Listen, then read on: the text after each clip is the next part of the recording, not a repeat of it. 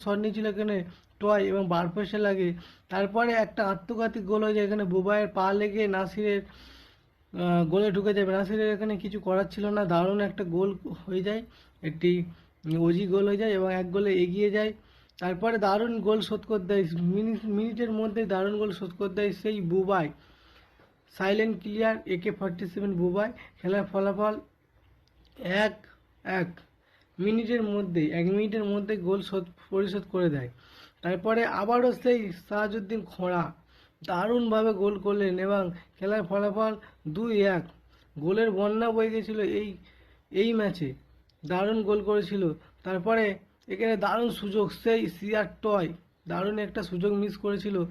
তারপরে এখানে সে গোলকিপারের প্রশংসা করতে হবে, দারুণ গোলকিপার মহসিন বিকাশের নাসির দারুণ গোল করলেন এবং আবারও সমতায় ফিরলেন। এই গোলকিপারটিকে এই জন্য আমার খুব ভালো লাগে, দারুণ গোল যেমন করে যেমন সেভও করে। আবারও সেই গোলকিপার নাসিরের গোল, দারুণ খেলে, অসাধারণ।